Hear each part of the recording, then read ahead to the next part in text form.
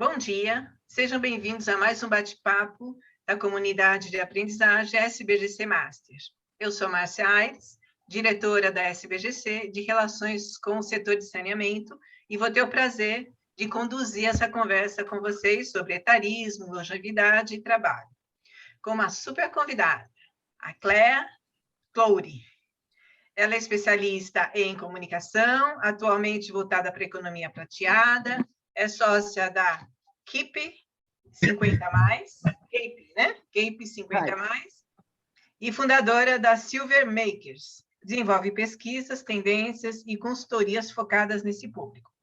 Bom dia, Cléa. Obrigada por aceitar o convite e seja bem-vinda. Bom dia, eu que agradeço aí o convite de vocês, é um prazer estar aqui conversando sobre um assunto que eu estou mergulhada desde 2016 e adoro falar sobre o tema. Muito obrigada. Também vamos contar com a participação do Roberto Rosenbauer, nosso coordenador, né, da nossa comunidade, que é administrador de empresa, professor universitário, empreendedor e também integrante, né, da nossa, como falei, como coordenador. Seja bem-vindo também, Roberto, bom dia. Ei, bom dia. Bom dia, Cléa.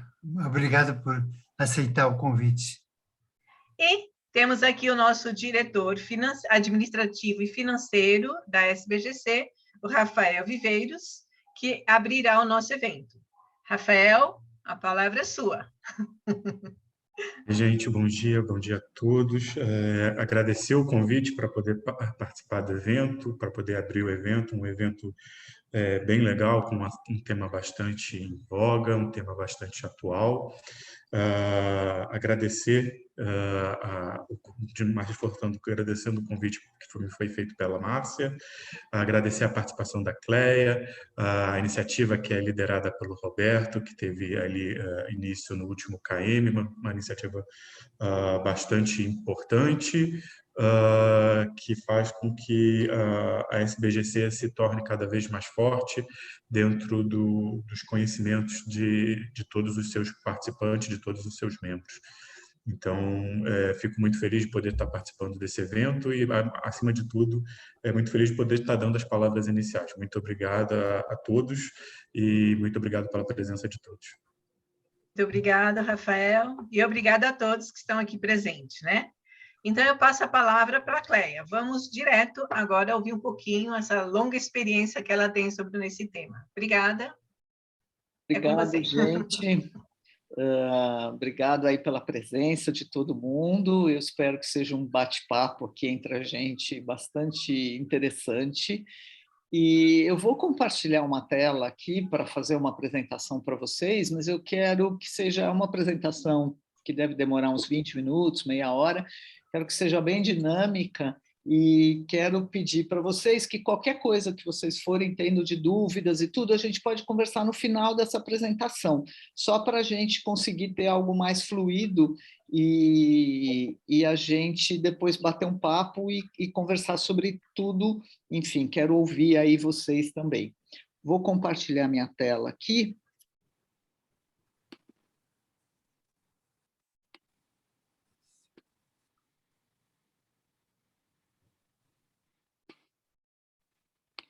Só um pouquinho, gente, que eu preciso só...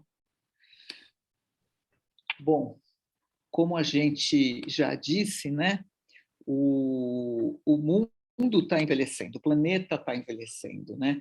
E quando a gente fala, então, de futuro, né, a gente sempre coloca que o futuro da idade está agora, né? A gente está começando todo esse movimento da revolução da longevidade, e isso está acontecendo hoje, não é algo que a gente pode olhar lá para frente, né?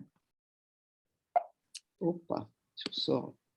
Bom, só vou me apresentar um pouquinho mais, né? Eu sou a Cléa Clouri, eu sou uma das sócias do Hype 50+, e sou também fundadora do Silver Makers. Ambos são consultorias, né? O Hype é uma consultoria de marketing voltada a conhecer melhor esse público e ajudar as empresas a se conectarem com esse público. Nós temos um forte pilar em dados, em pesquisas, já fizemos, eu vou falar também um pouquinho sobre isso. E o Silver Makers é uma iniciativa de um hub de marketing de influência, né? Então, tem aí muitos influenciadores digitais acima de 50 anos e a gente olha, então, para esse mercado. Além disso, eu faço parte também de alguns movimentos voltados para esse público, faço parte do grupo de envelhecimento 2.0, que é uma grande comunidade com profissionais dessa área, né, de área de saúde, com muito conhecimento em longevidade. Também faço parte do movimento Atualiza, que combate o etarismo, e também sou mentora de algumas startups que têm negócios de longevidade. Esses daqui são alguns dos estudos que nós já realizamos, né? Desde que a gente começou em 2016, a gente entendeu que a gente precisaria gerar dados, então nós temos vários estudos, e os mais recentes, que foram feitos o ano passado e esse ano, foram 2 estudos muito grandes de hábitos e comportamentos do público 50+, um aqui no Brasil, chamado Tsunami 50+, e o outro é um tsunami também, de mesmo nome, mas é na América Latina. Então, nós fizemos, é o maior estudo do mundo sobre longevidade, porque ele engloba vários países, e nós trabalhamos, então, com 6 países. Nós fizemos esse estudo em 6 países: Argentina, Uruguai, Peru, Chile, Colômbia e México. Esse estudo já foi lançado, ele vai ser oficialmente lançado agora, foi lançado numa matéria grande do Valor, do jornal Valor aqui em São Paulo, e ele vai ser oficialmente lançado agora dia 7 de abril, e eu convido todos vocês a participarem, que eu acho que vai ser um papo também bem gostoso. Eu vou passar aqui, gente, vamos ver se vai funcionar. Eu vou passar alguns vídeos durante essa apresentação, mas é só para a gente sintonizar esse momento da revolução da longevidade. A gente tem um vídeo aqui que fala muito sobre isso. Você já parou para pensar que sua vida pode estar apenas começando? Desde os tempos das cavernas, lutamos para viver mais. Controle do fogo, domínio da agricultura e união em grandes grupos são algumas das estratégias para domar a natureza e garantir a sobrevivência da espécie. O ser humano cresceu muito além do que poderia imaginar. E não paramos por aí. Estudiosos afirmam que já está entre nós a primeira pessoa a viver 200 anos. Do quê? Estamos prestes a desvendar mistérios sobre o envelhecimento que podem nos fazer atingir idades ainda mais impressionantes. Em pouco tempo, a velhice será a maior fase da vida de uma pessoa. E isso promete transformar desde agora a maneira como nos relacionamos. Mom, and that's crazy. It's one thing to take a class to keep busy, but you can't embark on a giant new career at your age. Why? It's my dream. O tempo esticou. E os maduros são grandes protagonistas do nosso futuro. No Brasil, 64% das pessoas acima de 60 anos continuam sendo provedores financeiros ou afetivos de suas famílias, mesmo depois de aposentados. Isso significa um movimento de mais de R$1 trilhão por ano. Os maduros estão criando uma nova economia, a economia prateada. Em números, ela já representa a 3ª maior economia do mundo. A pesquisa Tsunami 60+, inédita no Brasil, revela que os maduros têm renda própria e não só da aposentadoria vivem. Se antes o fluxo natural era nascer, trabalhar, ter filhos, se aposentar e morrer, com a evolução da ciência e da tecnologia, toda esta lógica está prestes a mudar. Ninguém nasce, cresce ou envelhece igual. A diversidade é característica do ser humano e pode ser observada em todas as fases da vida. A geração prateada está em movimento, expandindo sua vida social para muito além da família, amores e amigos de longa data. Cursos, atividades profissionais e diferentes opções de lazer os conectam a novos grupos e todo tipo de conhecimento. Mas uma lição continua atemporal. O mais importante na vida é se manter ativo e ter saúde. Hoje, é mais fácil encontrar um avô na academia de ginástica do que na cadeira de balanço. E sim, a geração prateada também não desgruda de seus smartphones. A tecnologia é uma aliada constante no mercado de trabalho, auxílio na manutenção da rotina e combustível para manter a vida em movimento.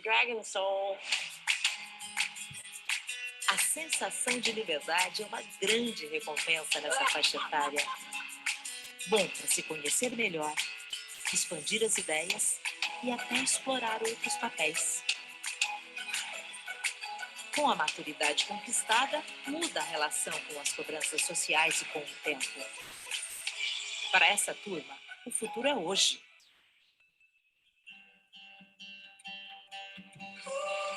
Se queremos uma sociedade sustentável, é preciso transformar nossa visão sobre os mais velhos. A natureza e o conhecimento continuam evoluindo com o tempo. Não seria diferente com as pessoas.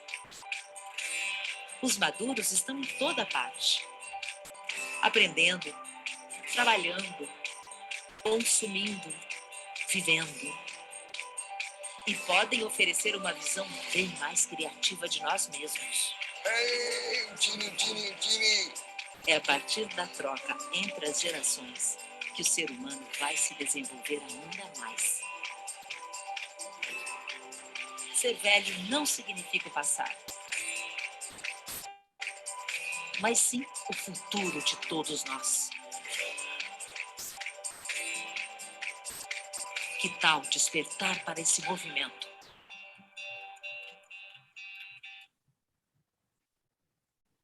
Bom, gente, é isso, né? Quer dizer, o planeta está envelhecendo, mas ainda tem aí um grupo de pessoas, especialmente muito ligado às marcas, ao marketing, que ainda está muito voltado para discutir os milênios, comportamento dos mais jovens.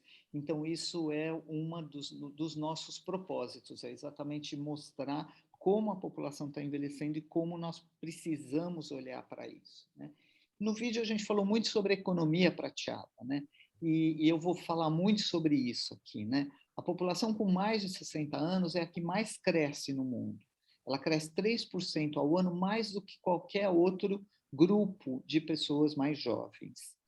E em todo o mundo, as pessoas, hoje a gente fala muito que vai ser o século de velhice da humanidade. Então, esse século nosso é o século da velhice da humanidade, porque isso não está acontecendo só no Brasil, é uma revolução mundial. No Brasil, esse grupo de pessoas 50 a mais já consomem R$1 trilhão e no mundo são 15 trilhões de dólares. Então, não é algo que a gente pode simplesmente passar vista grossa nisso, né? A gente tem que ficar de olho porque realmente é a população que está inserida no mercado da economia e que está movimentando esse mercado cada vez mais, né?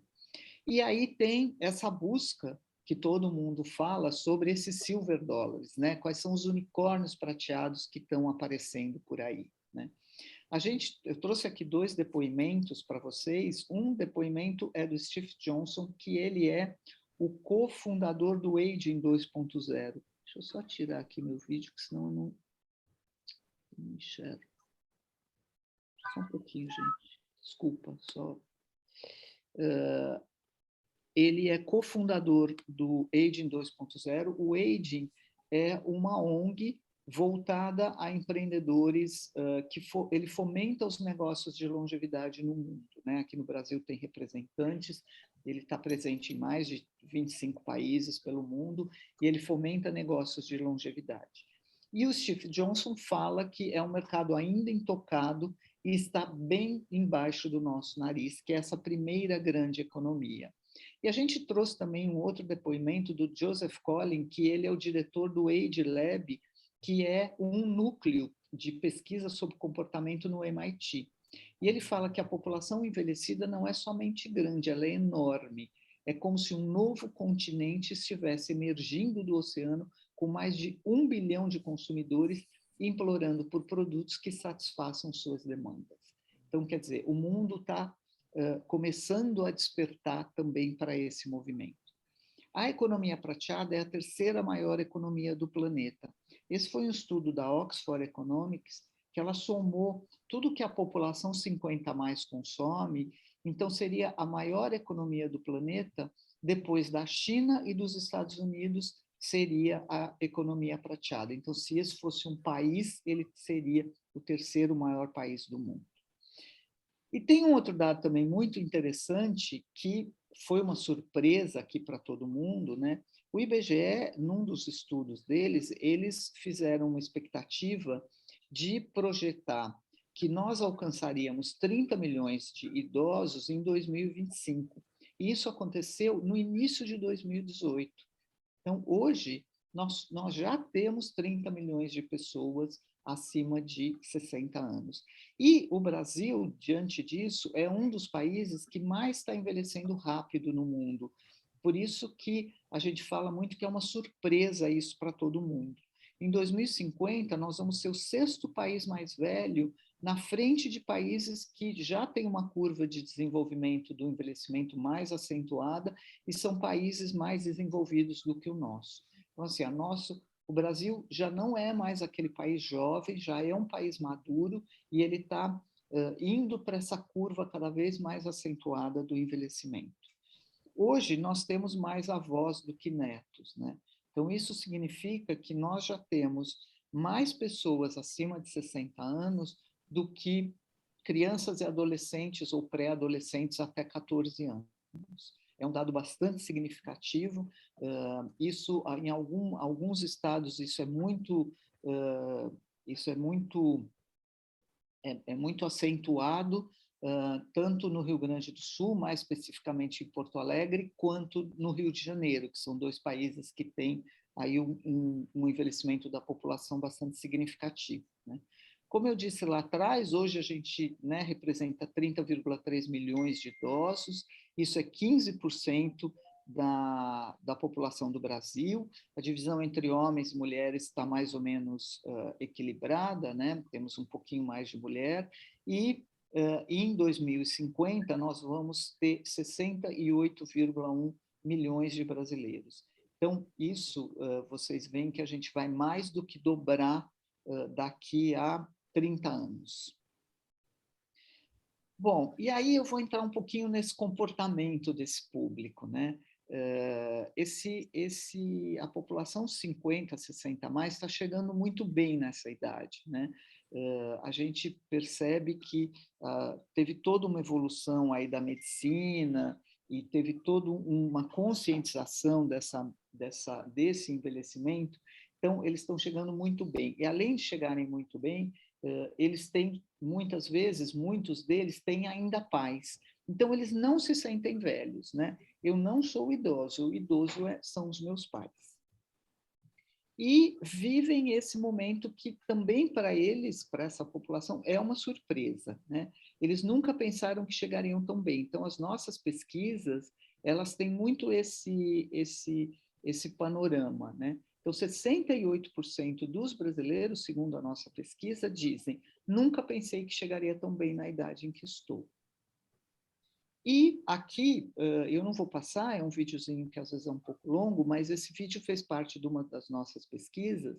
Então, era uma mulher, essa mulher que está sentada aqui, ela tem 68 anos, então vocês veem que ela está sentada num puff, está com uma sandalinha, com um decotão, e ela diz que ela nunca imaginou que ela chegaria nessa idade, e ela mora no Rio, ela andaria de bicicleta, ela vai à praia todos os dias, e que ela sempre imaginou que nessa idade ela estaria como os avós dela, que ela morava junto, que eles já estavam assim, já tinham bengala, já estavam com aquele comportamento, vamos dizer, mais estereotipado da pessoa mais velha.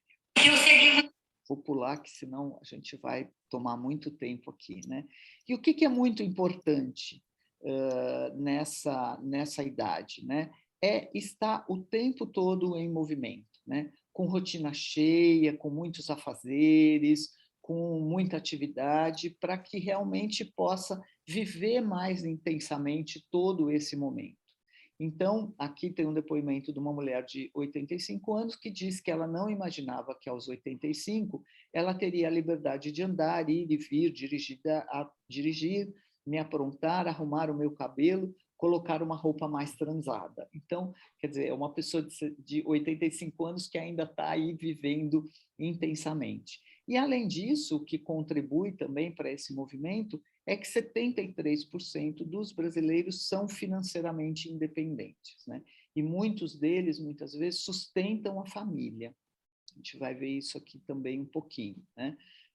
Sempre fui financeiramente independente, agora não é diferente, gerencio minhas rendas e meus gastos. Isso é muito importante, né? Manter essa independência financeira e econômica é muito importante nesse momento da vida. E são digitais, né? A gente já viu isso é uma grande questão.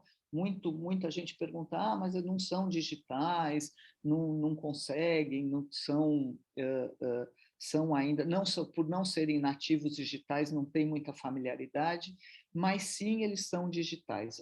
O digital é a janela para o mundo, é onde eles buscam informação, onde se relacionam com família, com amigos, se consideram digitais, né? Muitos deles, e aí quando a gente fala em digital, muitos deles não simplesmente só estão aí no WhatsApp ou no Facebook, apesar de serem canais que eles predominantemente estão, né? Mas muitos já consomem Netflix, já usam outros sites de relacionamento. Então, assim, a gente percebe que tem um avanço.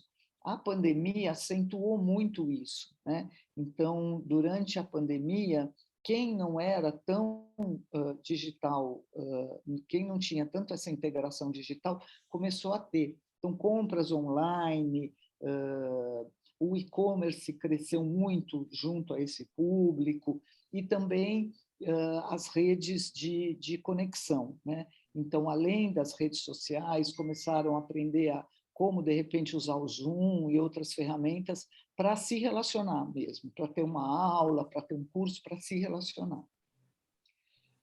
Bom, mas eles dizem, 4 a cada 10 desses brasileiros dizem que faltam produtos e serviços para a sua idade, né? E quais são esses produtos e serviços? Muito ligado ao vestuário. As mulheres, especialmente, acham que não tem nada muito voltado a elas, né? Elas sempre estão aí se queixando sobre isso, mas também sobre alimentos, também muito relacionado, porque ou tem embalagens muito grandes, que já mora sozinha, ou mora com o marido só, ou tem coisas que são difíceis para ler, então tem muito essa reclamação, vamos dizer assim, mas, de uma maneira geral, outras coisas também, como serviços, cursos, produtos de higiene, beleza, enfim, tem uma gama aí de oportunidades que as marcas e as empresas têm que ficar mais de olho, né? E, como eu já falei, também aparece bastante isso no vídeo, né? A velhice, a longevidade, ela é diversa, né? Nós não podemos assim colocar no mesmo lugar toda a população 50 a mais. Comportamento por idade, desculpa, gente, que eu estou ficando rouca aqui. Deixa eu só beber uma água. Por idade e por sexo, vocês vão ver que são diferentes, né? Aos 60 anos é um pouco o que eu já comentei lá atrás, né? Velhos são meus pais. Aos 70 anos começa a cair a ficha, né? Ou agora sim, eu sou idoso, eu já começo ali a olhar para essa curva mais acentuada do envelhecimento. Aos 80 anos, o meu objetivo é ser feliz e ter saúde. E, a partir dos 90 aos 100, entra numa fase muito da resiliência. E também tem uma diferença muito grande de homens e mulheres, né? As mulheres, elas ficam muito mais ligadas a uma fase de liberdade. Elas têm aí... Ai, gente, desculpa, viu? Nunca me aconteceu isso, agora está falhando a minha voz.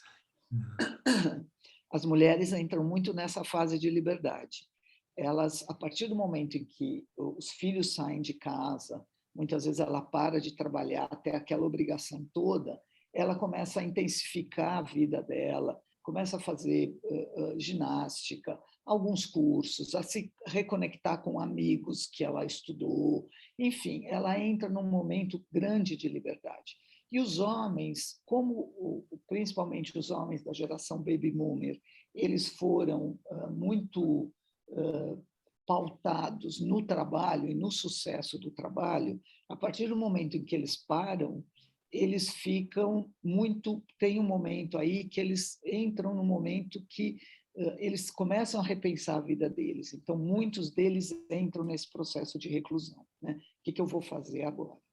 E também tem a parte que a gente considera ativos e inativos. Isso está muito ligado à capacidade da saúde, né? A gente sabe que eles chegaram bem, mas tudo depende do momento e da idade de cada um. Então, tem uns que ainda se mantêm ativos e trabalhando, fazendo, mas outros, muitas vezes, já por problemas de saúde, começam a ter aí um processo mais de inatividade maior, né?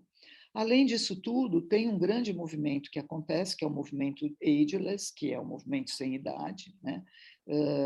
Que é um movimento que fala que a idade está muito mais relacionada ao comportamento do que ao número em si, né? É apenas um número. Então, aqui tem um depoimento de uma editora da Vogue que diz que, quando dizem que pareço mais jovem, respondo obrigado, porque sou educada, mas gostaria de falar, tenho 67 anos e isso não é pecado. Então, isso está muito relacionado a isso, né? A idade é apenas um número. E aí a gente entra um pouquinho de como que a publicidade e como os meios de comunicação, eles olham para esse público, né? Ainda a gente vê muito a utilização de códigos e referência do passado, né? Quando a gente conversa com um público mais jovem, esse público mais jovem, ele não tem, muitas vezes, a dimensão de como está essa população no momento atual. Então, normalmente, quando a gente pergunta, principalmente quando a gente pergunta lá naquele slide que eu mostrei para você, daquela mulher do Rio, que estava sentada no puff, muitas vezes, quando a gente pergunta qual a idade dessa mulher, as pessoas mais jovens respondem, ela tem, sei lá, 50 anos, e não veem que aquela mulher tem 68 anos e está bem. Então, quando se olha para isso, tem muito um estereótipo que é de quando você vai retratar a velhice ou esse momento da vida, você retrata com fragilidade ou com ageísmo, que a gente vai também falar um pouco sobre isso, ou você põe aquele velho rabugento, que é aquela pessoa que vive reclamando, ou aquele sábio, ou um super idoso, né? O cara que pula de paraquedas, ou que surfa, que está tatuado, ou aquele estereótipo da dona Benta, né? Aquela senhora que fica na cadeira de balanço ali, fazendo tricô, ou muitas vezes esse analfabeto digital, ou a gente coloca muito o envelhecer sem rugas, né? Que é aquela coisa da pessoa que tem um cabelo branco, mas ela é super bonita e ela não retrata realmente uma pessoa que tem 60, 70 anos, né? E o que a gente quer é ver mais representatividade, né? Aqui a Vogue tem atuado muito com esse público, então aqui a gente tem 3 mulheres, a Jane Fonda, que é um exemplo de uma mulher que está mais velha e está bem, a Helen Miller também, e essas mulheres representam, então, esse momento da longevidade. E a gente quer ver mais diversão, né? Aqui a Iris Apfel, que é uma mulher ligada à moda, que tem 90 e poucos anos, é uma influenciadora digital, e a Mattel fez uma Barbie dela, né? Então, isso também que mostra esse movimento todo e como essas pessoas estão bem, né? E a gente quer ver também mais empatia, né? Vou mostrar só esse videozinho aqui para vocês, mais um. Vânia, 73 anos. Tem o corpo todo tatuado e é fã de heavy metal. Vânia, você tá velha para isso. Jacira, 64 anos. Voltou a estudar e se reencontrou na gastronomia. Jacira, você tá velha para isso. Edneide, 53 anos. Casada por 31 anos até se apaixonar por uma mulher. Edneide, você tá velha para isso. Cláudia, 40 anos. Decidi engravidar pela primeira vez e sem um parceiro. Cláudia, você tá velha para isso. Priscila, 37 anos, largou a carreira pelo amor à dança. Priscila, você tá velha para isso. Mariana, 27 anos, é virgem por opção. Mariana, você tá velha para isso. Júlia, 11 anos, brinca de boneca. Júlia, você tá velha para isso.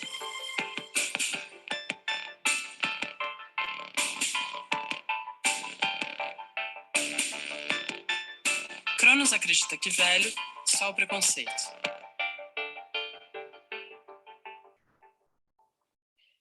Esse vídeo é interessante porque ele traz exatamente esse momento, né? Então, assim, o que é ser velha, né? Para isso. E aí, isso muitas vezes percorre todas as idades, né? Assim, desde uma mulher mais velha, que você está velha para isso, até uma criança que, de repente, né? Por que você faz isso? Você já está velha para isso. Vou pular esse. Espera só um pouquinho. Esse, eu quero só finalizar com esse, porque esse vídeo aqui, ele mostra exatamente como que a gente tem que encarar esse momento da longevidade, né? Que a gente não tem que encarar só numa coisa de reclusão ou numa coisa de rotina, mas sim está muito ligado ao movimento. Então, vou mostrar eles para vocês.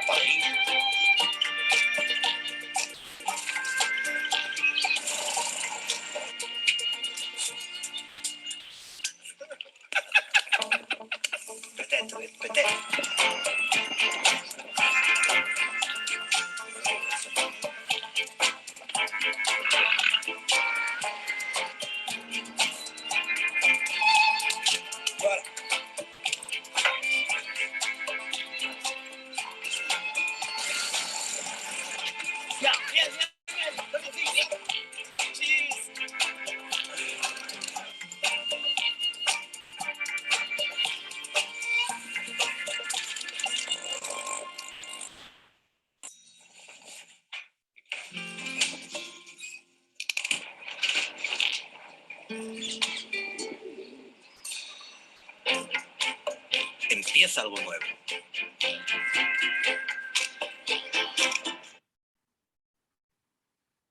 É muito bom esse vídeo, né? Ele mostra como uma simples mudança na sua vida pode fazer toda a diferença, né? Bom, gente, era isso que eu queria mostrar aqui para vocês. Agora a gente pode abrir aqui para um bate-papo aí mais informal. Vou interromper aqui, tá?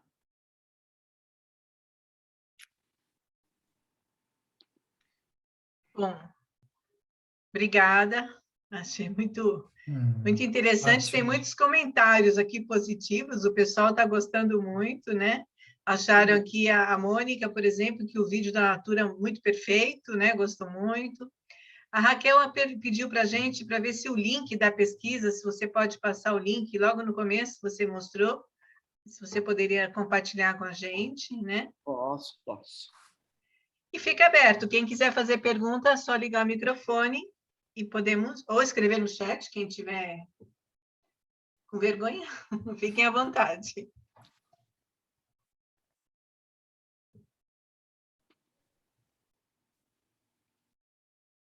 Eu quero, posso? Pode, quem? Raquel. Bom dia a todo mundo. Bom dia. Desculpa não ter dado bom dia mais cedo, mas é que estava lutando aqui com a minha internet. Está um porre essa internet da NET aqui, que é um inferno. Cleia, você não acha que essa coisa do questionamento da idade, do você tá velha para isso, tem muito mais a ver com o comportamento da sociedade em relação às mulheres do que aos homens? Porque eu vejo, por exemplo, quando eu comecei a deixar no início da pandemia o meu cabelo crescer, porque para mim é mais fácil fazer um coque e ficar em casa com o cabelo para cima, a minha mãe mesmo e o meu pai ficavam o tempo inteiro, mas você tá velha para usar esse cabelo desse tamanho. Eu falei assim, gente, só porque eu tenho 51 anos, pelo amor de Deus, eu uso o cabelo do jeito que eu quiser. Se eu quiser ser uma velhinha coroca com um coquinho aqui, é problema meu, gente. O que as pessoas têm com isso? E, assim, eu não vejo ninguém falando de um homem mais velho que resolva deixar o cabelão branco, assim, grandão. E qual é o problema? Assim, então, eu acho que é uma cobrança muito em cima da mulher, você não acha, não? Sim, sem dúvida, sem dúvida. A mulher, ela foi né, desde sempre, né? A mulher está muito ligada àquela coisa da estética, da aparência, de parecer mais jovem, de estar presa a alguns estereótipos, né? Muito mais do que o homem, né? O homem, é muito interessante isso, né? O homem, tem até uma pesquisa da Miriam Goldenberg, que ela fala bastante sobre isso, assim, o homem, por exemplo, ele não muda as roupas dele. O homem, ele, né, pode ter 20 anos, ele usa uma calça, usa uma camiseta, ele usa uma camisa polo, e a mulher não, a mulher ela vai mudando, né? Então, é muito interessante porque, por exemplo, em relação à roupa, você pega uma mulher mais velha que de repente põe um biquíni para ir numa praia, as pessoas dizem, mas você está velha para pôr um biquíni, né? Mesma coisa da história do teu cabelo, né? Por que que uma pessoa mais velha não pode deixar o cabelo comprido, né? E agora tem um movimento que é o contrário, assim, né? Muitas pessoas começaram a assumir, muitas mulheres começaram a assumir o cabelo branco. E isso de uma maneira muito natural, né? Começaram a assumir e não tingir mais. E aí começou a virar uma pressão para as mulheres que tingem o cabelo. Porque como que você, que tem... Por que você tinge o cabelo se hoje você tem que assumir o cabelo branco? E aí virou uma pressão ao contrário. Então, agora está tendo um movimento, eu falo, eu mesma, eu tinjo o meu cabelo, eu tenho muito cabelo branco. E eu tinjo o meu cabelo, porque eu me sinto bem assim, né? Então, por que que você não pode fazer aquilo que você quer e não exatamente o que o outro quer, né? Então, isso está muito ligado à mulher, seja em qual fase da vida, né? Pois é, mas essa minha pergunta tem um desdobramento, porque eu tenho a impressão de que no trabalho o etarismo começa antes com a mulher do que com o homem. Eu não sei se você já fez alguma pesquisa sobre isso, mas eu vejo colegas na minha empresa, 50 a mais, as minhas colegas, elas sofrem mais do que os meus colegas. Os meus colegas, eles vão até os 60 bem, assim. A mulher passou de 50, já começa esse negócio, porque você está velha, porque isso não serve mais, esse trabalho não é mais para você.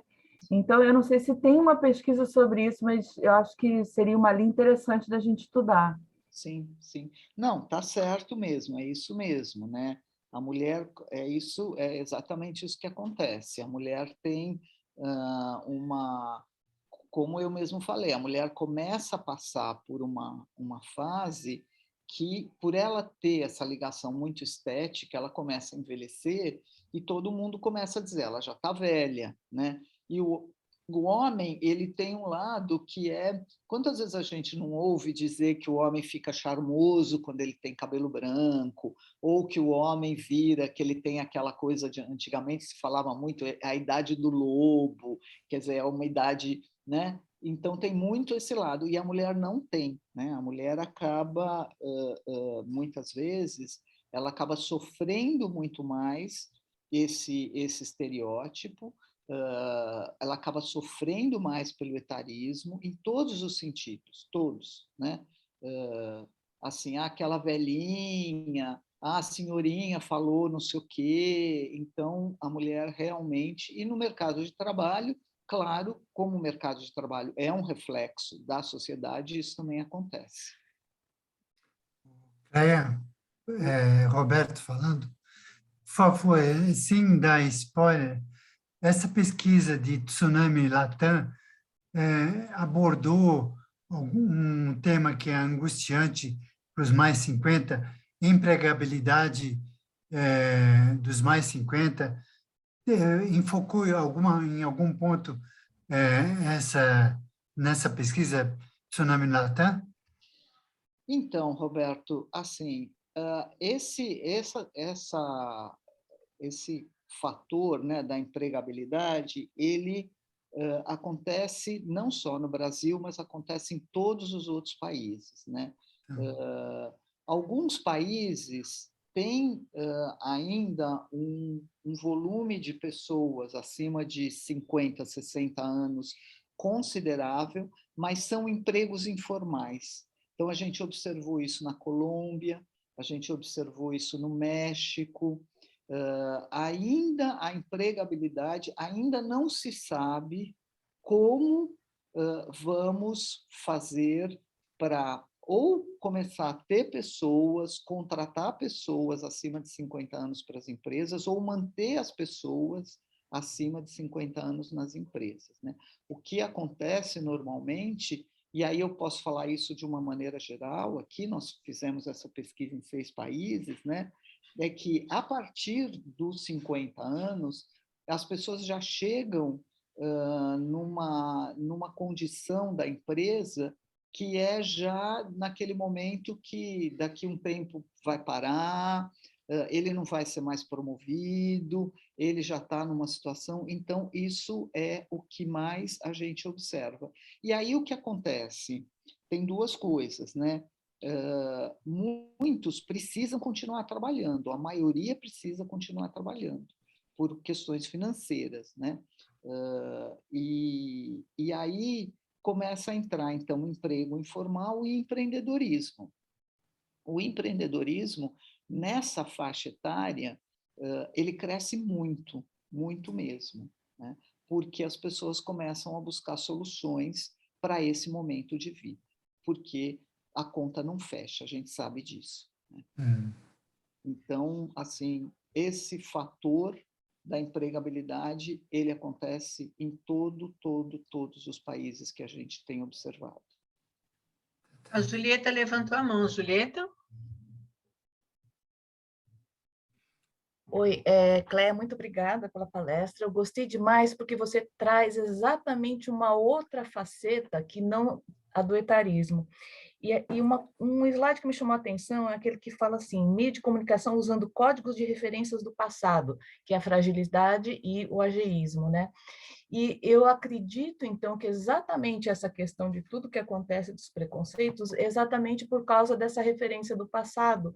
E talvez essa seja uma arma, vamos dizer assim, para começar a mudar o paradigma, né? De mostrar a mudança e trazer um novo quadro de referência com relação ao envelhecimento.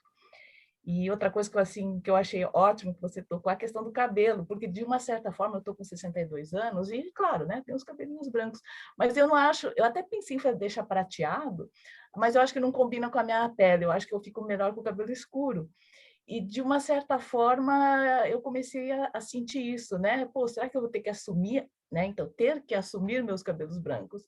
Então, eu acho que eu fiquei mais tranquila quando você coloca assim, não, realmente é a opção da gente ter a cor do cabelo que quer, né? É isso mesmo. Então, eu agradeço bastante essa questão.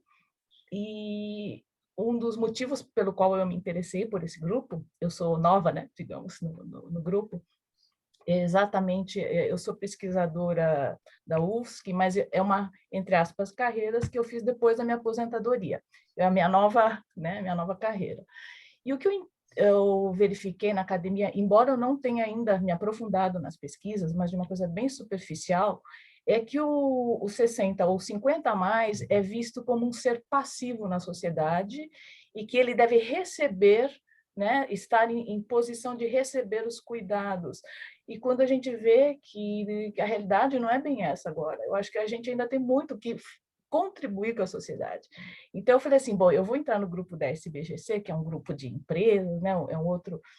Eu sou oriunda também de organização, né? Eu trabalhei nos Correios durante 33 anos, mas na academia, no meio acadêmico tradicional, a gente vê isso.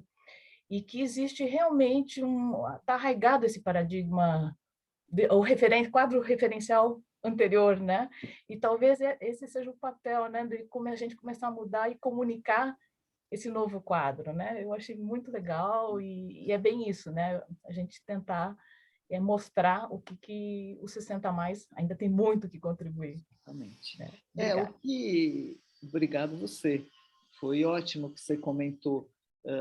O que a gente percebe muito, de uma maneira geral, é que assim, os 60 anos de hoje, ele chega num outro momento diferente do que, por exemplo, a mãe ou o pai chegaram, né? Então, a gente observa isso no próprio comportamento, né? As pessoas da geração anterior, quando elas chegaram nessa idade, elas já estavam com outro tipo de comportamento, vestindo outra roupa, deixando de fazer algumas coisas, e essa nossa geração não, né? E o que acontece também é que a nossa geração, esse foi uma das coisas que eu não comentei, mas posso comentar agora, essa nossa geração foi uma geração muito importante, porque ela foi uma geração revolucionária. Então, quando você olha para os 60+, foram aqueles que teve todo o movimento hippie, teve todo o movimento do rock, teve toda a bandeira da mulher, né, a libertação da mulher, o início do feminismo. Então, essa geração foi uma geração revolucionária, e ela está revolucionando a longevidade, né? Então, ela trouxe isso, ela disse, por que eu, que fui desse jeito lá atrás, onde eu fui nas praças, eu queimei sutiã, eu lutei contra, né? Então, a geração nos Estados Unidos lutou contra a guerra do Vietnã, trouxe toda essa parte da revolução mesmo, fui, né? Me libertei dos conceitos, me tornei, sei lá, hippie, mas por que agora eu vou assumir os paradigmas do envelhecimento que a geração anterior fez? Então, ela também quebrou esse paradigma, é a primeira geração que trouxe isso. Na sequência, nós temos duas pessoas, né? Solange e Eliane. Solange, pode falar? Depois Eliane. Bom dia, Cléia, e bom dia a todos. Quando a gente comenta assim, sobre a questão, né, da empregabilidade, né, geralmente acontece como a Julieta comentou, né, a uma determinada fase muda-se de carreira ou vai para o empreendedorismo, mas a gente verifica que tem muitas pessoas que desejam continuar no ambiente corporativo, né, que acredita que seu potencial pode agregar para as empresas. Eu já atuei em grupos de diversidade dentro de grandes corporações com 50+, e, sinceramente, Cléia, eu vi muita dificuldade de implantar, né, indicadores e ações, né? Eu creio muito que a experiência, né, desses profissionais, ele colabora demais para a formação dos mais jovens, né, e transmitir essa vivência. Eu queria te ouvir um pouquinho, né, nas suas consultorias, nas pesquisas, como que você tem visto esse movimento, quais são as ações que têm ocorrido nessa questão? Então, bom, primeiro, obrigado, Solange, aí pela tua pergunta. E, assim, como eu falei lá atrás, isso tudo é muito novo, né?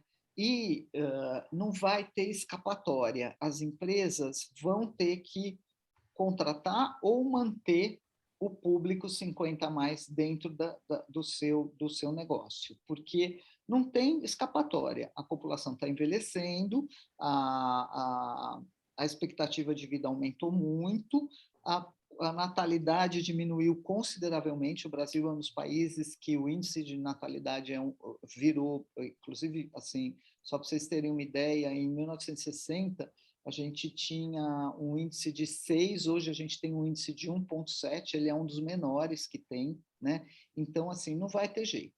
o que acontece é que é tudo muito novo e as empresas não sabem muito bem como que são ambientes, muitas vezes, com um potencial jovem muito grande, né? Elas não sabem muito bem como absorver uma pessoa de 50 anos dentro desse ambiente, né? Se a pessoa já está lá, muitas vezes ela já está num cargo mais acima, já está num cargo de gestão, já está... Então, que não está mais com aquela situação de mão na massa. Quando você precisa contratar alguém que vai conviver com essa galera mais jovem, você precisa criar um ambiente mais acolhedor para que isso aconteça de uma maneira mais natural possível. Tem uma troca muito importante, que é essa troca de conhecimento entre uma pessoa mais velha, com a experiência que ela tem, e uma pessoa mais jovem, com a experiência e o conhecimento que ela tem. A gente vê muitos estudos que mostram isso, que as empresas se desenvolvem muito bem quando essa troca ela é rica e ela existe de uma maneira mais assertiva, mais eficiente. Hoje, a gente vê algumas iniciativas acontecendo nisso. Então, assim, tem a Maturi, né, que é voltada para conseguir, então, preparar muitas vezes as empresas a fazerem essa conexão com o público mais velho. A gente vê também, tem uma outra iniciativa aqui em São Paulo que chama Talento Sênior, que é quase que um RH mesmo, né, voltado para esse público, mas ainda tem também o Lab 60, que também, do Sérgio Serapião, que também é voltado, né, para isso, mas são iniciativas ainda que estão, enfim, acontecendo, né? Já estão existindo movimentos em relação a isso, as empresas estão olhando para isso, mas ainda não se é nada muito consistente, essa é a minha percepção, entendeu?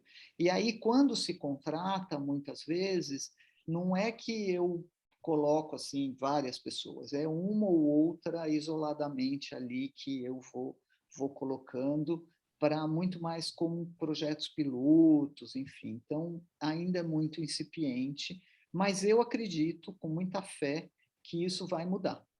Porque não vai ter jeito, não é porque vai mudar, porque todo mundo, ai, que legal ter pessoas acima de 50 anos. Não, porque não vai ter jeito, a população está envelhecendo e o mercado de trabalho vai caminhar para isso também, não vai ter muito jeito. Eliane? Oi, bom dia a todos. Nossa, é um prazer enorme escutar mais uma vez a Cleia.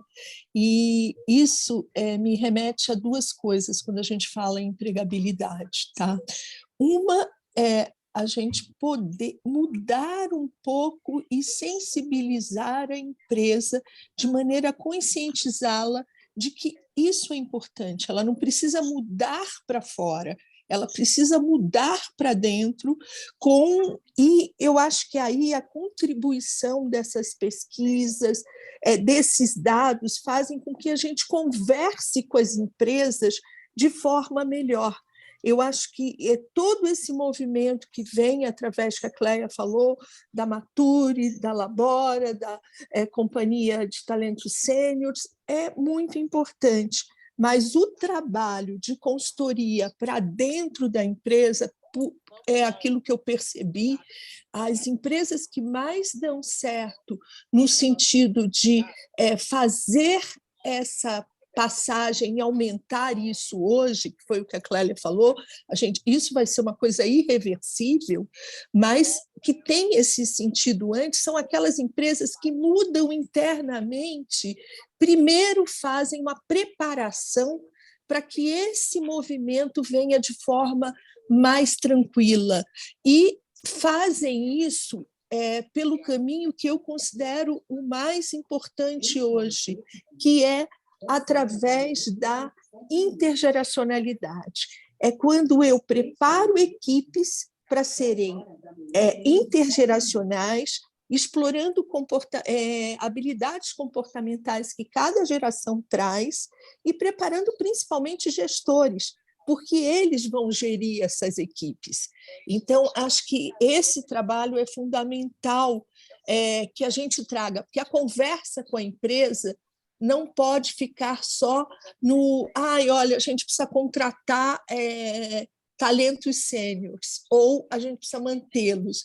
Eu acho que ela tem que vir com isso que a gente está ganhando, que são essas pesquisas e esses dados para poder a gente conversar com as empresas.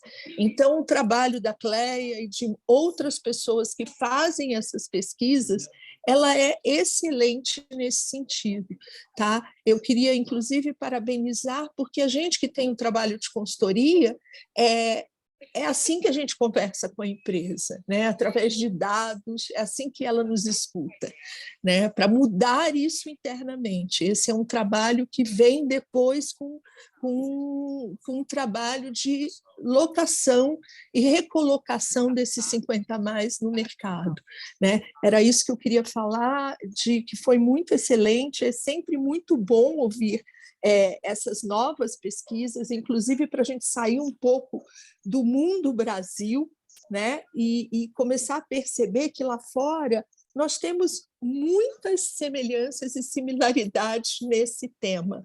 E isso também faz com que a gente juntos comece a descobrir novas possibilidades e oportunidades de atuar.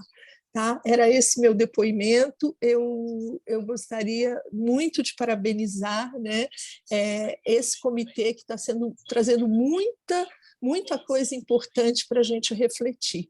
Parabéns aí à equipe toda e parabéns à Cleia, que é uma querida com quem eu aprendi há 6 anos atrás, que me despertou para esse mundo. Viu? Muito obrigada. Obrigada. Obrigada, Eliane. Eu só vou fazer um comentário rápido, com bastante pergunta aqui, mas o que eu percebo é que ainda as empresas, de uma maneira geral, não sabem muito bem onde colocar isso. Essa é um pouco a minha percepção. Eu acho que eu estava pensando aqui que existe todo um movimento da diversidade que a gente olha, então, diversidade de raça, diversidade de gênero, PCDs, mas a diversidade etária ainda muitas vezes não está colocada na pauta, né? Muitas empresas que a gente tem contato aqui que comentam sobre isso. A gente está estudando, a gente está entendendo esse momento. Então, acho que é muito importante isso que a Eliane falou, né? É muito importante que a gente traz esses dados, que a gente mostra como estão essas pessoas, para que as empresas comecem a olhar para isso e a dizer, não, tem gente aí, tem gente boa, tem gente capaz, tem gente que quer trabalhar, tem gente que está bem, e vamos olhar para isso. E comecem a considerar do mesmo jeito que, eu vou contratar pessoas pretas, eu vou contratar trans, eu vou não sei o quê, comecem a contratar pessoas com mais de 50 anos, que olhem para isso, né? Que entendam que a diversidade etária faz parte dessa diversidade, mas isso ainda não é muito bem visto, não.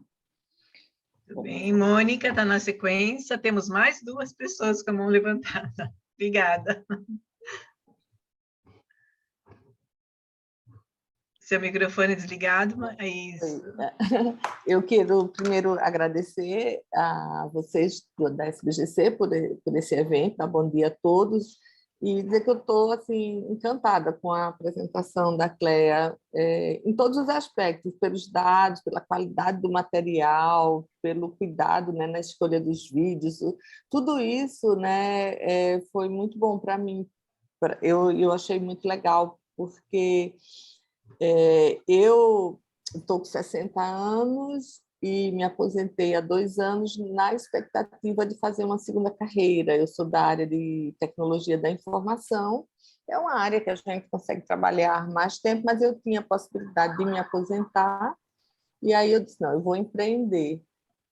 Mas esse passo não é tão simples assim. Eu vejo 1000 oportunidades, mas quando a gente fala em startups, elas são focadas muito para os jovens, e saber que há hoje muita gente olhando, ou pelo menos existem vários movimentos, eu desconhecia, né, o EgiLab, o Lab 60, tudo isso eu estou anotando aqui para pesquisar depois, saber que isso existe é muito bom, porque eu, como trabalhei com consultoria em TI, meu objetivo era retornar como consultora, achando que o mercado era igual ao que eu tinha trabalhado aos 30 e poucos anos, e óbvio que isso ficou congelado na minha mente, naturalmente não era uma ilusão. Então, olhar para esse novo contexto é muito interessante, né? A proliferação também da possibilidade de mentorias, porque é justamente a troca da experiência, a pessoa que tem mal saber. Por exemplo, eu olho para mim, para minha carreira, quando comecei a trabalhar com 20 e poucos anos na área de TI, e depois a progressão que tive para cargos gerenciais, e eu não tinha preparo para aquele cargo gerencial, eu tinha um preparo técnico, mas não tinha o preparo no sentido de lidar com equipes, de liderança, de trabalhar com conflitos, das questões de comunicação. Então, todo este conhecimento que a gente vai adquirindo ao longo da vida do trabalho, eu penso que essa questão do ser mentor, do treinar os novos gestores que estão vindo, eu imagino que seja uma oportunidade, mas eu não tenho nenhum dado, eu não tenho nada. Então, saber que já existe muita pesquisa sobre isso foi muito legal para mim, eu vou atrás depois do detalhamento dessas informações.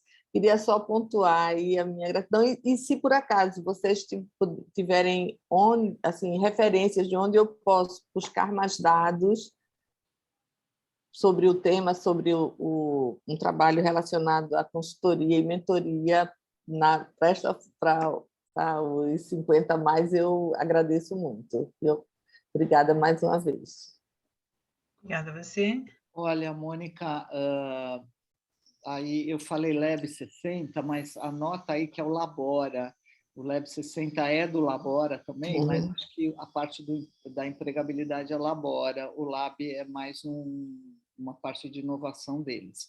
Eu acho que a tua área tem um campo muito bom aí, né? A gente sabe quanto é uma área que tem aí tido uma demanda, isso que você falou de mentoria, acho que tem tudo a ver. Procure essas três aí que eu citei, né? A Mature, o Labora e o Talento Sênior, e acredito que isso possa aí ter uma boa repercussão, porque é uma área que, nossa, tem um campo enorme, né? Então, acredito muito e boa sorte aí. Acho que você tem tudo para conseguir aí trazer o teu conhecimento para a galera mais jovem e conseguir contribuir aí e conseguir levantar essa bandeira, que nós ainda vamos continuar trabalhando, porque a gente tem muito a falar, nós temos uma experiência enorme. Bem, obrigada, Roberto. Ao próximo. Oi, de novo, ótimo dia a todos, né?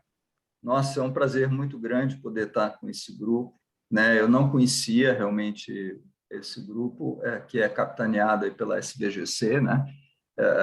E uma apresentação espetacular, Cléia. Parabéns, viu? Assim, eu achei que única, para mim, a cada slide que você botava, remetia aí na nossa pensamento e realmente... E teve um que eu achei espetáculo, todos, né? Mas o da cadeira eu achei demais, aquela cadeirinha vermelha. É ótimo, né? E ela me trouxe, Cléia, uma coisa que cada um tem a sua interpretação, né? O que ela me trouxe? Me trouxe o que eu vou colocar agora e uma curiosidade muito grande que eu tenho. Né? A minha origem, assim, como desde garoto, eu fui atleta e no meu tempo não tinha atleta profissional, a gente ganhava o lanchinho ou ganhava a escola de graça, né? E eu, grande parte do meu tempo, fiz isso, me formei nesse ambiente, né, por meio do esporte. Só que tem que, imagina, um baby boomer na década de 70 vai pensar fazer o quê? Alguma coisa para construir o país. Eu fiz engenharia, vamos construir o país, né? Mas com amor pelo esporte muito grande, muito grande. Por quê? Porque isso me trouxe, né, me levou àquela formação. E a vida passa, você casa, aquela correria, e você vê a vida sem usar a cadeirinha vermelha. Você toma café em pé, porque está atrasado para o trabalho. Você não almoça porque tem que entregar um trabalho que, quando você vê, você não almoçou. Então, a vida passa tão rápido, as décadas passam tão rápidas, e a cadeirinha vermelha você deixa de lado. Você não contempla a vida nos seus mínimos detalhes. Isso foi como eu percebi aquela cadeirinha. E eu estou falando tudo isso por quê? Eu estou num momento da minha vida que realmente, depois de quase 4 décadas, né, como profissional, estou me aposentando. E eu estou resgatando um pouco do esporte. Eu estou no 2º ano de educação física. Eu estou no 2º ano de educação física. E aí, eu venho trazer isso para você, por quê? Porque eu acho que a coisa mais bonita que tem na vida é a gente saber a razão da nossa existência. Porque cada um de vocês, cada um está aqui nesse planeta. E geração baby boomer, muitas vezes a gente deixa de lado esse sentimento de razão de ser e sai construindo as coisas. E quando você se dá conta, você está com 60 anos. E não sentou na cadeirinha vermelha. Então, depois disso tudo que eu falei para você, eu queria te perguntar, com toda a experiência que você tem, das suas pesquisas, como que é essa geração, a nossa geração, entrando, realmente tendo aquela liberdade que você colocou, a reclusão, que aí eu questiono um pouco, porque eu sinto um pouco também de liberdade, apesar de também um pouco da reclusão. Há essa busca de muitas dessas gerações de baby boomer, a busca da missão realmente profunda da vida, nessa fase, mesmo devido a todas essas dificuldades que eu sei, financeiras, que às vezes você tem que deixar a missão de lado e surgiu isso, eu tenho que pegar para pagar minhas contas. Existe algum estudo em relação a isso? Ou seja, agora eu tenho a liberdade de buscar o que eu amo. Então, Roberto, existe. Na verdade, assim, tem algumas pesquisas, porque assim, o que acontece, né? A pessoa, como você, e tem vários exemplos, né? A pessoa se aposenta, muitas vezes a aposentadoria é compulsória, a pessoa não quer se aposentar, mas ela tem que se aposentar. E aí, ela tem três tipos de perfis que acontecem, né? Um perfil é esse como o seu. Fala assim, puxa, eu vou buscar aquilo que eu gosto, né? Eu vou fazer algo que... eu vou resgatar alguma coisa que eu gosto e que eu não tive tempo para fazer, ou que eu enveredei por outro caminho, exatamente o seu exemplo, né? Outras pessoas voltam a trabalhar por necessidade mesmo, né? Por necessidade. Elas acabam fazendo alguma coisa porque elas precisam ainda manter a renda da casa, se manter economicamente, financeiramente independente, né? E tem um terceiro grupo, que é aquele grupo que muitas vezes se volta a buscar muitas vezes apoio na família, ou começa a trabalhar em alguma iniciativa da família, alguma coisa que tem. Então, esse, como o seu, a gente vê acontecendo muito, né? Que busca um pouco esse propósito, né? Mas depende do momento que ele está financeiramente. Se ele tem condições, por exemplo, de bancar um sonho dele, né? Seja o sonho que for, seja um sonho de empreender, ou seja um sonho de eu vou fazer um tipo de consultoria, ou vou abrir alguma coisa, né? Sempre tive vontade de ter um restaurante, vou agora pensar sobre isso, sempre tive vontade enfim, de ter um café, de fazer alguma coisa, muitos conseguem fazer, né? Então, isso realmente acontece, né? O que eu percebo de uma maneira geral também é que tem alguns, que é aquilo que eu falei, né? Isso acontece muito especialmente com os homens, que quando entram nessa aposentadoria, muitas vezes ficam um pouco perdidos, né? Isso aparece em várias pesquisas da gente, né? É um momento em que a pessoa está repensando, ela entra num processo de repensar o que ela vai fazer, muitos acabam ficando mais reclusos em casa, e a mulher tem uma conexão diferente, a mulher realmente ela sai, né?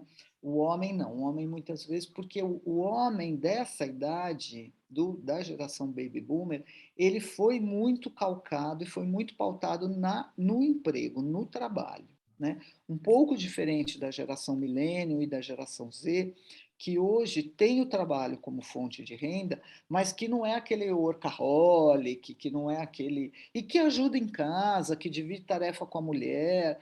A geração baby boomer, ele não fazia isso, né? Ele não lavava louça, ele trabalhava, né?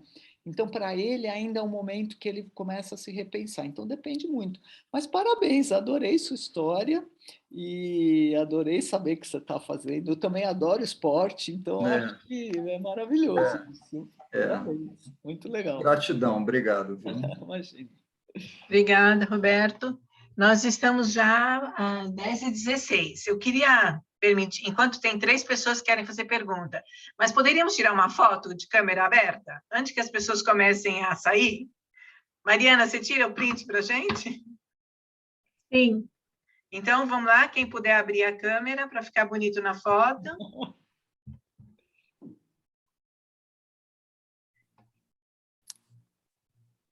Então tá. Vamos lá. Vamos, né? Sorriem. 3, 2, 1.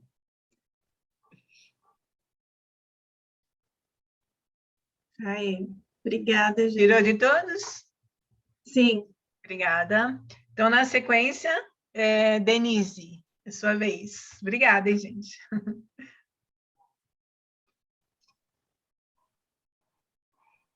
Está fechado o teu microfone, Denise. Obrigada, Márcia. Obrigada, Roberto, Cleia. Apresentação brilhante e adicionada pelo brilho dos comentários que é essa sessão de hoje. Eu agradeço essa oportunidade. Na verdade, eu estou querendo fazer um comentário na esteira até do que foi muito sagazmente comentado pela Julieta sobre os códigos, as referências do passado.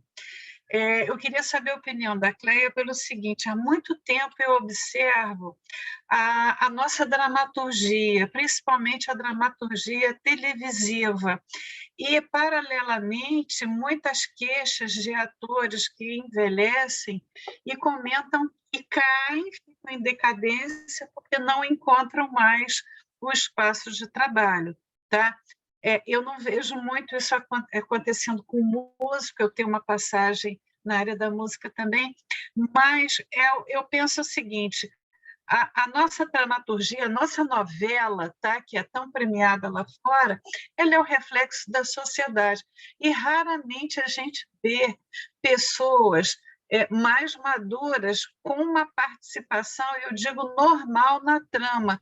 A participação acaba sendo sempre caricata. É aquele que tem problema de alcoolismo, ou é a mulher mais velha que se apaixona por um rapaz e aquela união acaba acontecendo e são felizes para sempre, tá? Então, o que eu percebo é, assim, não tem tio, não tem primo, não tem aquelas pessoas que fazem parte da nossa vida, não tem um professor mais velho, não, sabe? Sempre são pessoas, aquelas pessoas assim que ficam meio dentro de uma redoma, atuando. É a impressão que eu tenho. Então, eu acho que, da mesma forma que o código da comunicação foi comentado aqui brilhantemente, que teria que mudar, sabe? Esse espelho da nossa vida diária, cotidiana, que aparece nas nossas tramas, está fazendo falta também. A participação como um elemento fazendo parte da vida e não um assim quase caricato. Queria a sua opinião, por favor. É verdade, Denise. O que a gente percebe, né? Existe isso, mas também existe, só para você ter uma ideia, a Rede Globo comprou os nossos 2 estudos, né? Inclusive o estudo do ano passado foi muito pautado no que eles foram um dos patrocinadores desse estudo, e eles pautaram muito a necessidade do conhecimento, do comportamento dessa geração, porque eles observaram algumas coisas. Eles observaram que o público deles é acima de 50 anos, né? E eles não estavam, de uma maneira geral, se comunicando de uma maneira adequada com esse público. Então, você tem razão, assim, não existe, o que existe muito são inserts. Por exemplo, na novela agora das 9, tinha a Andréa Beltrão, que estava namorando um rapaz mais jovem, e ela se questionava o tempo todo, né? E questionava a menopausa, o momento dela. Então, isso também foi muito falado. De alguma maneira, os atores, as atrizes principalmente, elas estão fazendo esse movimento. Então, a gente vê a Cláudia Raia, a Glória Pires, a própria Andréa Beltrão, e outras, que agora não me recordo, elas estão fazendo esse movimento, elas estão dizendo, olha, eu já tenho 50, já tenho 60, mas eu estou bem, e olha como isso está acontecendo na minha vida. Então, acho que esse movimento, essa preocupação está começando a existir. Tomara que ela seja legítima, né? E que ela seja de uma maneira natural, porque o ponto que você colocou, você tem razão, né? Quando as pessoas olham, por exemplo, a Cláudia Raia, que é uma mulher bonita, que é uma bailarina e que tem 50 anos, ela não representa as mulheres de 50 anos. Né? As mulheres olham e falam assim, bom, legal, ela é super bacana, mas eu não sou a Cláudia Raia. Né? Então, é importante a gente olhar, mas por que esse movimento delas é importante? Que é para elas assumirem a idade também, para elas assumirem esse momento, porque também foram coisas que aconteceu durante muito tempo, que é esse momento das mulheres ficarem mais reclusas na sua idade, ou que chega numa determinada idade e sai de cena. Né? Então, esse movimento delas é importante. Né? E espero que isso mude o quanto antes. Vamos lá, gente, que nós estamos aqui. Raquel, tem a Raquel e a Solange. Eu vou responder rápido agora. Tá bom. É um tema bastante instigante, né? Eu estou acompanhando essa novela muito por conta da Andréa Beltrão, e achei muito interessante ela falar o quanto que ela se sentia insegura em se relacionar com um homem mais novo, e o quanto que ela está feliz, o quanto que ela estava feliz de se relacionar com um homem da idade dela. São muitas questões envolvidas. Eu estou acompanhando essa história do suicídio assistido do Alain Delon também, que me causou um certo... Fiquei assim, gente, como assim? Ele vai cometer um suicídio assistido, uma coisa louca aquilo. Mas, enfim, escolhas, né? O que eu queria trazer para o grupo tem a ver com a gestão do conhecimento, que eu acho que é o pano de fundo desse grupo aqui, né? Eu queria que a gente ficasse refletindo, talvez não tenha resposta agora, tá? Mas no meio dessa fala toda, eu fiquei me perguntando por que é tão difícil a troca de conhecimento intergeracional. Eu queria pegar um gancho com o que a Eliane falou na fala dela. Por que existem comportamentos dos mais velhos que me incomodam tanto? Eu sou uma pessoa que estou sempre aberta para qualquer tipo de aprendizado. Então, se me pedem para fazer uma coisa que eu nunca fiz na vida, eu vou investigar, escarafunchar, fuçar a internet, não sei o quê, olhar no Google e vou tentar aprender aquilo ali e vou fazer. E vou procurar fazer o meu melhor. E eu tenho colegas mais velhos que se colocam na seguinte postura: eu nunca fiz isso aí não é minha praia, ou me pagam um curso, ou então me dão outra coisa para fazer que eu saiba fazer. Mas por que isso? Então, assim, eu acho que às vezes a galera mais nova de uma certa forma, não quer olhar para o mais sênior, para o master, como alguém que possa ensinar alguma coisa, por conta desses comportamentos rígidos que algumas pessoas têm. Não é todo mundo, não estou generalizando, mas eu vejo que algumas pessoas ainda têm comportamentos rígidos de que se eu não aprendi isso até agora, eu não vou aprender mais. E um exemplo bacana foi o Roberto, que disse que voltou para estudar, está fazendo o quê? Educação física. Então, assim, poxa, que legal, vamos fazer outras coisas, vamos aprender outras coisas. Por que algumas pessoas têm essa resistência ainda? Eu acho que isso é algo que a gente da GC devia investigar. A gente devia tentar entender por que algumas pessoas se recusam a ser lifelong learners, né? Como a gente sempre bate nessa tecla. Temos que ser. Até na apresentação da Cléia, ela fala, o importante é a gente estar com a agenda cheia, fazendo um monte de coisa. E por que tem gente que ainda não enxergou isso? Não sei se tem resposta, mas queria trazer essa provocação. Eu acho que você tem razão, assim, mas eu também acho que é difícil para os dois, né? É difícil muitas vezes para uma pessoa mais velha se inserir num ambiente de mercado muito jovem, e é difícil também para as pessoas jovens absorverem aquilo. Então, por isso que tem aí algumas iniciativas que tratam de colocar as coisas de uma maneira mais acolhedora, porque tem aí uma pauta que é relativa aos dois, né? Então, a gente sabe que a troca intergeracional é importante, mas ela precisa acontecer de uma maneira saudável, né? Mas acho que sim, a gente pode refletir um pouco mais sobre isso.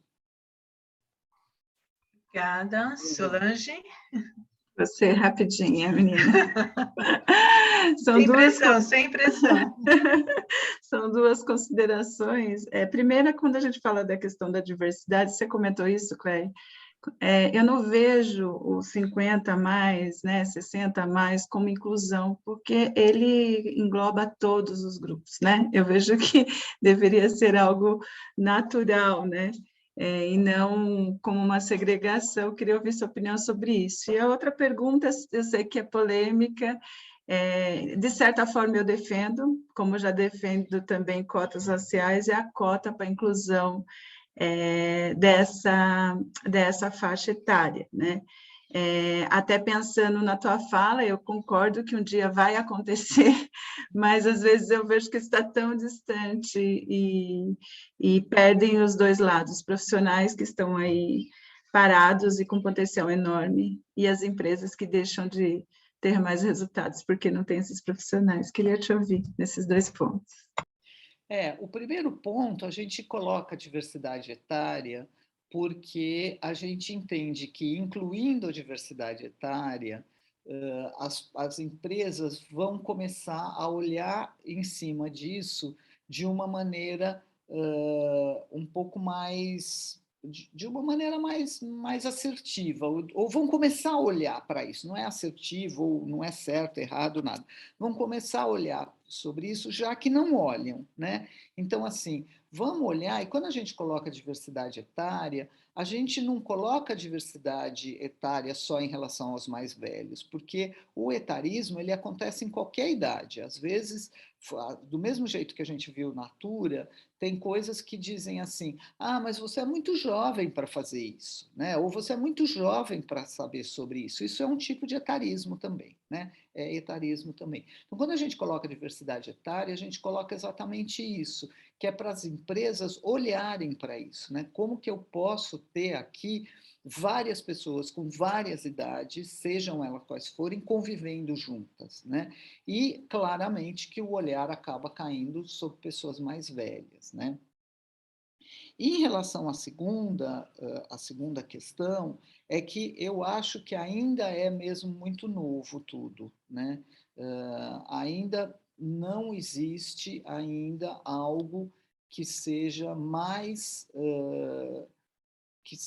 que não existe algo que esteja acontecendo de uma maneira grande em relação a isso, né? Em relação a essa coisa da empregabilidade, a essa situação de a gente ter aí várias pessoas com várias idades acontecendo juntas, né? Ainda tem um caminho a ser percorrido que cabe a nós como sociedade, cabe a nós como, muitas vezes, empregadores, olhar para isso e dizer, eu vou buscar isso também, né? Eu tenho, o Roberto sabe, eu tenho minha sócia, por exemplo, ela tem metade da minha idade, né? Um pouco menos da metade. E eu me dou muito bem com ela, né? A gente tem uma troca de experiência assim incrível. Então, isso é a intergeracionalidade, é o que vai fazer parte. Deixa eu só responder uma coisa antes que a gente acabe aqui. Tem várias pesquisas nossas, vocês podem olhar no site do Hype, é Hype 50+, eu vou colocar aqui, hype50mais.com.br. Vocês vão, quando vocês entram lá, vocês vão direcionados para alguns links, e a pesquisa Latam, ela vai ser lançada 7 de abril. Quando ela for lançada, ela também vai para esse site, tá? E vai para esse aqui também, olha, Data 8. Podem entrar no Data 8, vocês vão achar bastante coisa. data8.com.br, que é o nosso núcleo de pesquisa, tá? Então, por favor, vão lá que vocês vão baixar aqui os nossos estudos. Tá bom, gente? Muito bem. Gostaria de convidar o Roberto para fazer encerramento e agradecer a participação de todo mundo. E antes de passar para o Roberto, a gente vai encaminhar o certificado de participação por meio de do e-mail, tá bom? Roberto? Oi, eu vou ser rápido. Cleia, muitíssimo obrigado por aceitar o convite. Foi extremamente enriquecedor e mando um abraço para a Laila. E, pessoal, se vocês gostaram dessa ação, dessa atividade, nós temos, mensalmente, a gente tem encontros. Então, tente acessar sbgc.org.br/SBGC Master e se associar a esse grupo aqui. Esse grupo é formado não só por associados da SBGC, pode ser não associados à SBGC, mas ingresse nesse grupo. Quanto mais pessoas, mais ideias, mais cocriação. Cleia, um coração de agradecimento e agradeço a todos vocês. Obrigado, Márcia. Obrigado, Mariana. Muito obrigada. E foi maravilhoso estar aqui com vocês, né? E até um próximo encontro, né? Obrigada a todos. Tchau, tchau. Obrigada.